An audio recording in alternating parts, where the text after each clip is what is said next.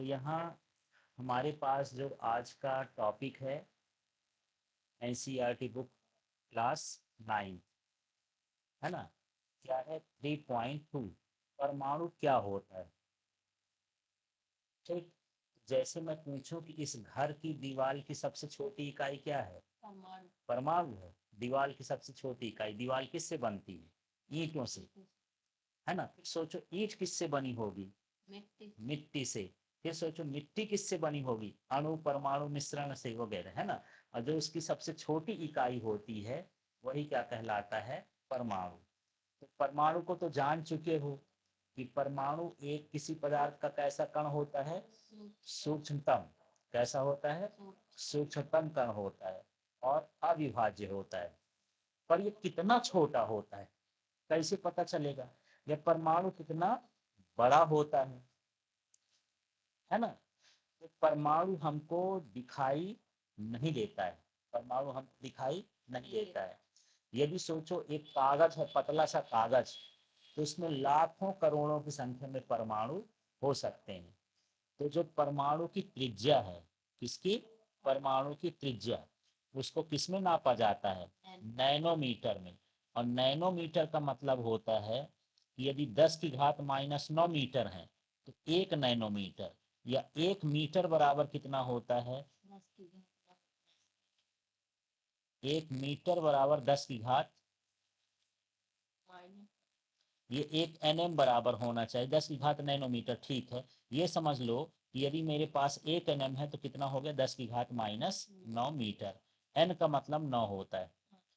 यदि इसको मीटर में पूछेगा तो प्लस में घात लिखेंगे कि 1 मीटर में कितने नैनोमीटर होते हैं, 10 की घात 9 नैनोमीटर।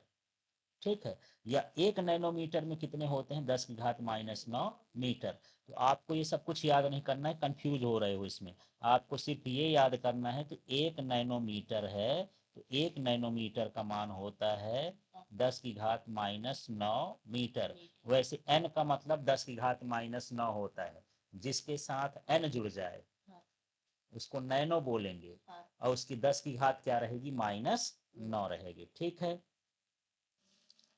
अब यहाँ देखो आकार देखते हैं ना।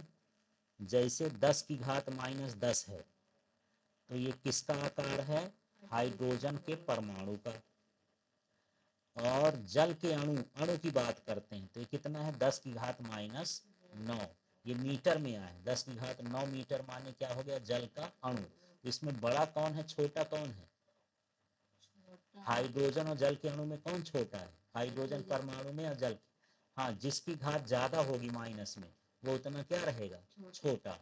ठीक है, जो हमारे खून में हीमोग्लोबिन पाया जाता है, हीमोग्लोबिन एक तरह का प्रोटीन है, अणु पाया जाता है, उसका आकार कितना होता है, 10 की घात -8 मीटर। ठीक है, जो रेत का कण होता है छोटा सा जो हमको दिखाई देता है वो कितना है, 10 की घात -4 मीटर। और जो चींटी होती है, चींटी का आकार कितना होता है, 10 की घात -3 मीटर। और जो सेव का आकार है वो कितना होगा, 10 की घात -1 मीटर। इनमें सबसे छोटा कौन है और सबसे बड़ा कौन है, सबसे छोटा हाइड्रोजन परमाणु है, सबसे छोटा हाइड्रोजन परमाणु, क्योंकि इसकी घात ज्यादा है और माइनस में है। तो माइनस में जिसकी घात ज्यादा होती है वो छोटा होता है और जिसकी घात कम होती है वो बड़ा होता है।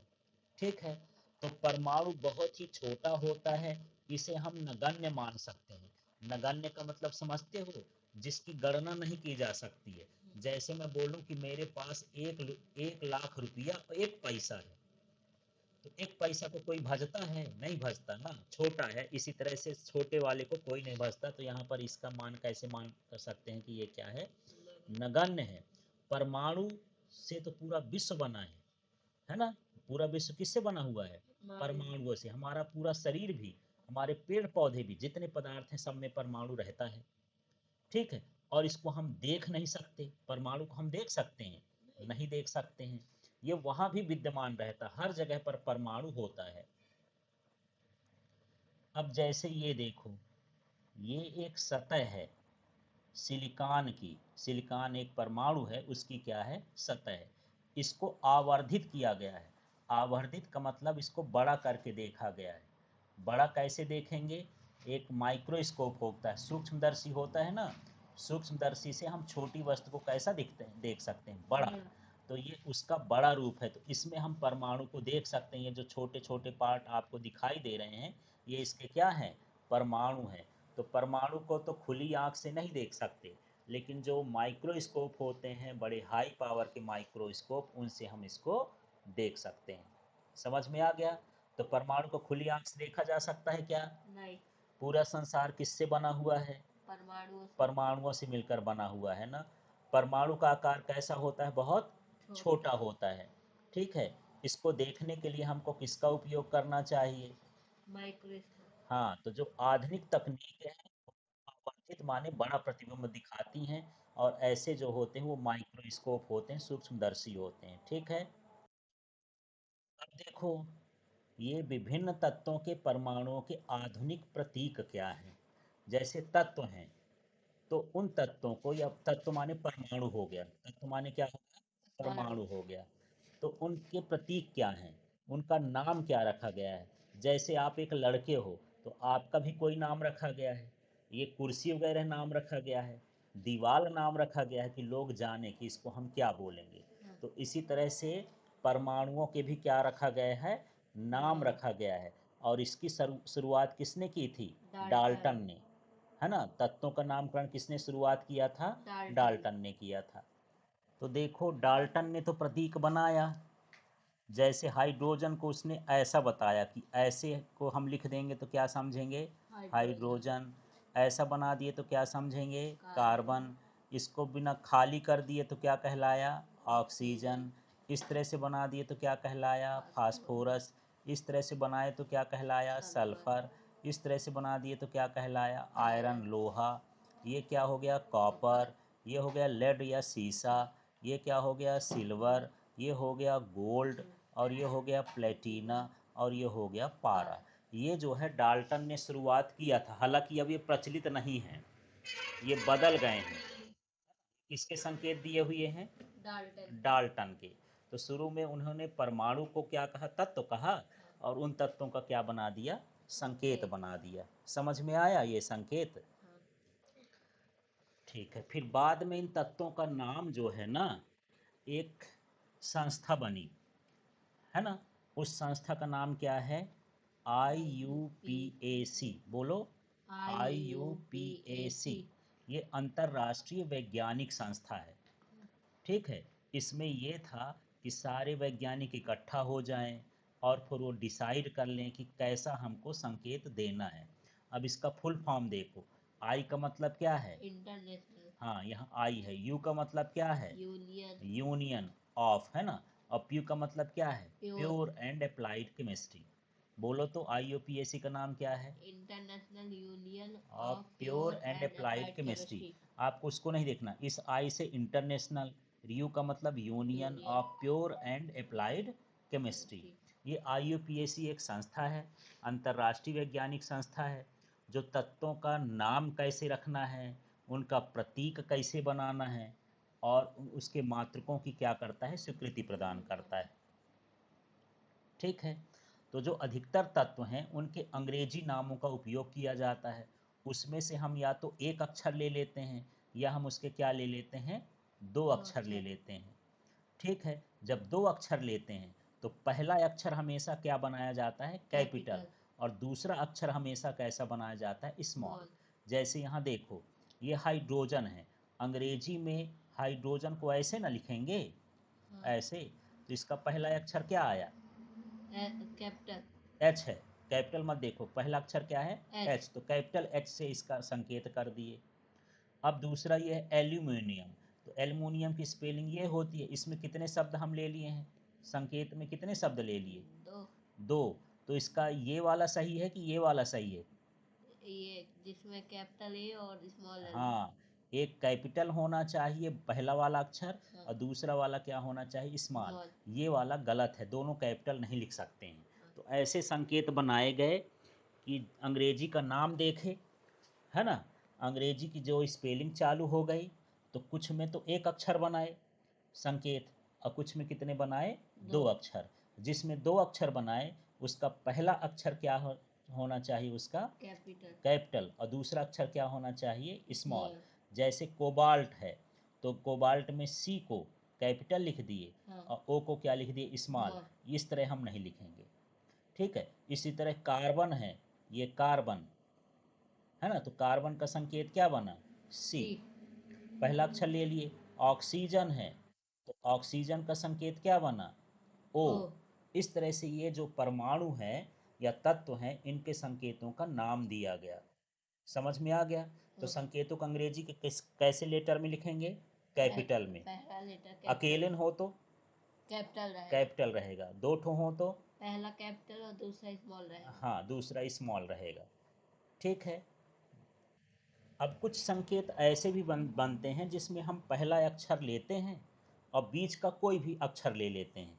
जैसे देखो क्लोरीन है तो क्लोरीन की स्पेलिंग देखो, CHLORIN।